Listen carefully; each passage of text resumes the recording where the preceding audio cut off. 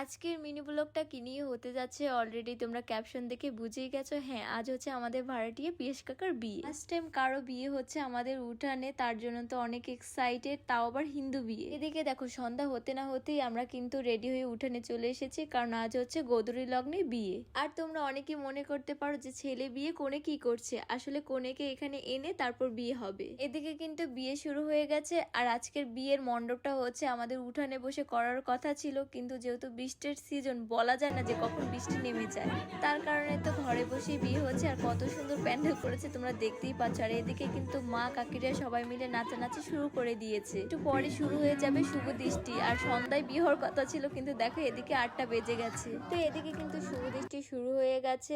আর আমাদের হিন্দুদের কত নিয়ম সেটা তোমরা সবাই কম বেশি জানো, মানে নিয়মের শেষ নেই। আমাদের জায়গাটা ছোট, তারপরে এদিকে যে এত আনন্দ করব সবাই মিলে, মানে এত আনন্দ করবে সেটা কেউ কল্পনা করতে পারেনি। অনেকদিন বাদে এরকম দাঁড়িয়ে থেকে বিয়ে দেখছি, কারণ ওইভাবে বিয়ে একটা দেখা হয় না। আর এদিকে সবাই নাচানাচি করছে, আর বর আর কোণে নাচবে না এটা কখনো হয়?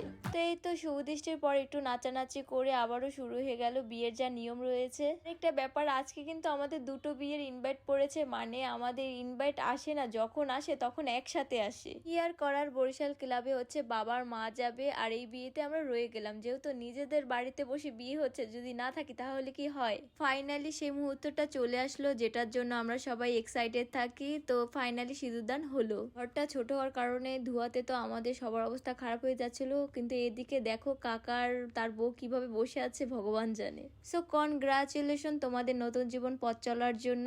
আর এদিকে হচ্ছে আমরা সবাই মিলে রওনাও দিয়ে দিয়েছি, কারণ আমরা নাজিম রেস্তোরাঁয় যাব, সেখানে খাওয়া দাওয়ার ব্যবস্থা করা হয়েছে। তো যেতে না যেতেই আমরা কিন্তু বসে পড়েছি খাওয়া দাওয়া করতে। আর আজকের আইটেমে রয়েছে পোলাও, টিক্কা, রোস্ট আর মাটন। সব মিলিয়ে খাবারটা বেশ মজার ছিল, কারণ নাজিম রেস্তোরাঁর খাবার দাবার খুবই ভালো খেতে। সো খাওয়া দাওয়া কমপ্লিট করে এখন হচ্ছে বর কনের সাথে হচ্ছে ছবি তোলার পালা। তো এখানে এসে দেখি তারা ফটোশুট করছে, আর তাদের সাথে আমরা একটু ফটোশুট করলাম। সো আজকের ব্লগটা এই পর্যন্ত রইলো, আর কালকে আমরা কি কি করি সেটা নিয়ে শীঘ্রই তোমাদের সাথে মিনি ব্লগে দেখা হচ্ছে।